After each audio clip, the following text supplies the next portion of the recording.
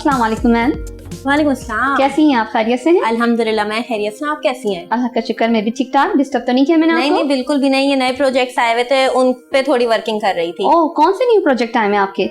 Basically हमारे 9 projects आए हुए हैं। ये अभी कमर्शियल दुकानों का प्रोजेक्ट लॉन्च हुआ है सिटी सेंटर। ठीक है। तो उसकी वर्किंग देख रही थी कि पर स्क्वायर फीट रेट क्या है और किस तरह क्लाइंट्स को पिच करना है। अच्छा, कितने प्रोजेक्ट्स हैं मैम आपके?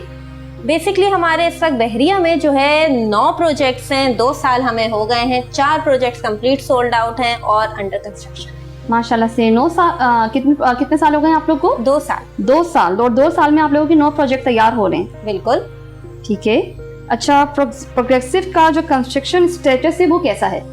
कंस्ट्रक्शन स्टेटस अगर मैं अपने प्रोजेक्ट्स की बात करूं तो हमारी कोशिश पूरी होती है कि हम अपने क्लाइंट्स को ब्रीफिंग देते रहें हमारे यूट्यूब चैनल के थ्रू या सोशल प्लेटफॉर्म के कि क्या अपडेट चल रही है। अभी जो हमारा सबसे पहला प्रोजेक्ट था द पैलेस, प्रोग्रेसिव का पहला प्रोजेक्ट 1 साल पहले जो हमने लॉन्च किया था, ग्राउंड +5 हमने कंस्ट्रक्ट कर लिया और ग्राउंड फ्लोर पे हमारा अपना ऑफिस है। इसके अलावा आइकन 86 है हमारा मेन जिना एवेन्यू पे, उसकी कंस्ट्रक्शन तेजी से जारी है। फिर सल्तनत है हमारा, उसके कंस्ट्रक्शन का काम, और फिर प्रोग्रेसिव हाइट्स की डिमार्केशन का काम। तो अल्हम्दुलिल्लाह चीजें पाइपलाइन में है। इन द एंड फिर बहरिया में चीजें होती भी प्रॉपर डॉक्यूमेंटेशन के साथ है।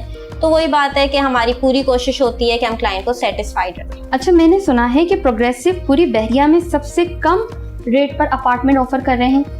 बिल्कुल एग्जैक्टली। अब मैं आपको बताती हूँ क्यों।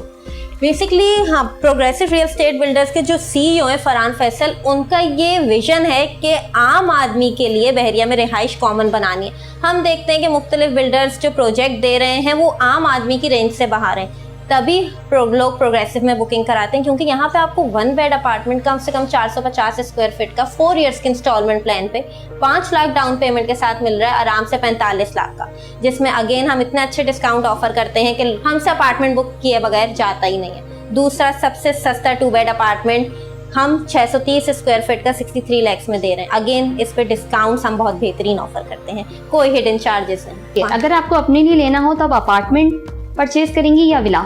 ये आपने बहुत अच्छा सवाल किया। काफ़ी टफ भी है कि अगर मुझे अपने लिए लेना हो तो जब मैं बहरिया नहीं आई थी तो मैं सोचती थी कि मैं विला कंस्ट्रक्ट कराऊंगी, लेकिन यहाँ आके जितनी करीब से मैंने रियल एस्टेट को समझा है, मैं अपने लिए अपार्टमेंट बुक कराना चाहूँगी।